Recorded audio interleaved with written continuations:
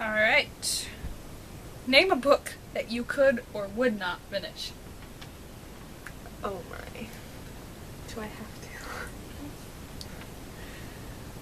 Alright guys, just take this with a grain of salt. I know some of you love this book, so please forgive me, but I got through 900 pages of Les Miserables, and in good conscience I could not excuse finishing it. There were so many worldview concerns that I had. Most of the characters, frankly, are much better, much more sympathetic to the audience in the musical than they are in the book. And that book, mostly for morals, I could not excuse finishing. So that's my personal conviction. You may choose to differ with me if you like. What distracts you easily when you're reading? Someone trying to get me to stop reading by talking to me.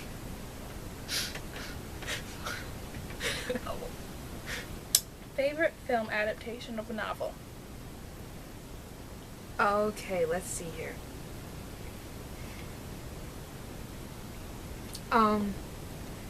The 2007 Sense and Sensibility is a very good adaptation. However, it does have some thematic elements, so be aware of that before you check it out. There are scenes we skip. The Little Dorrit, Masterpiece Theater Little Dorrit, is just splendid. That also has some thematic element warnings to it, but they did a fantastic job with that. The 1980s Great Expectation, there has never been a Great Expectation to top that. I don't think, frankly, there ever will. Every person they cast in that was exactly how I pictured them from the book, which makes it a good adaptation. But they really caught the spirit of the book, so that's a good one. Those are probably my 3 favorite movie adaptations. Most disappointing film adaptation? Okay, where do we begin here? 2007 Persuasion. We still watch it, but it just kind of is like flat soda. The 2005 Pride and Prejudice is not like the book. Afraid not, guys. The Two Towers. Oh, don't get me started on that one. And The Desolation of Smaug,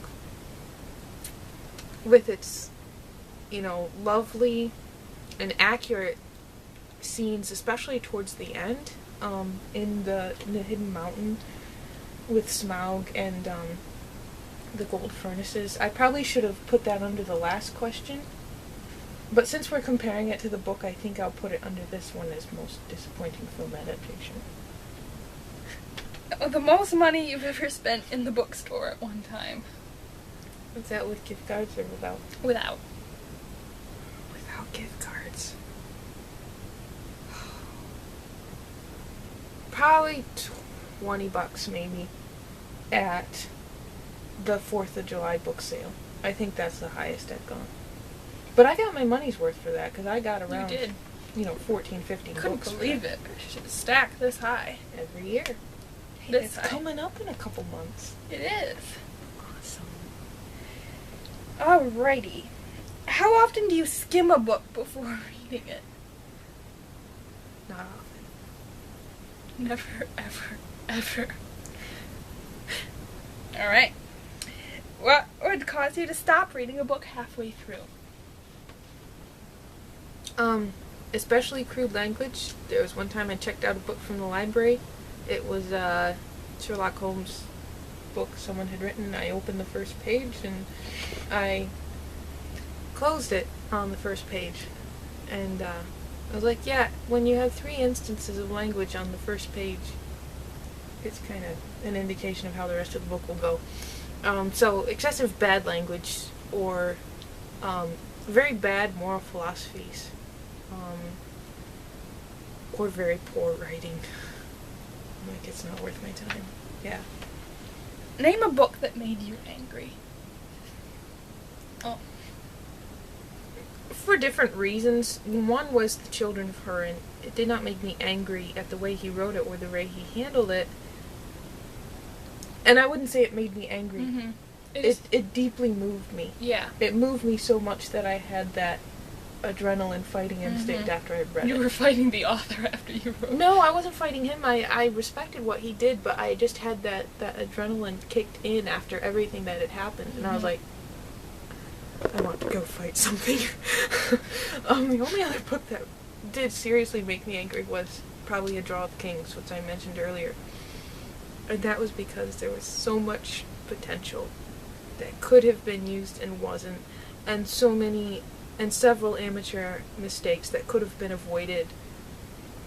I don't blame them on the author in that instances. I blame them more on the people who read the book and didn't advise or suggest.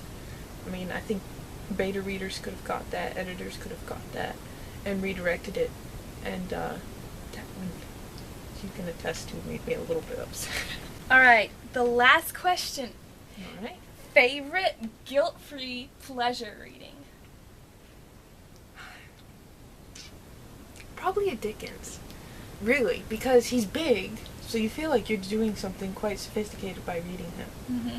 He's got awesome plotting and characters, so he helps any writer, and he always writes excellently well.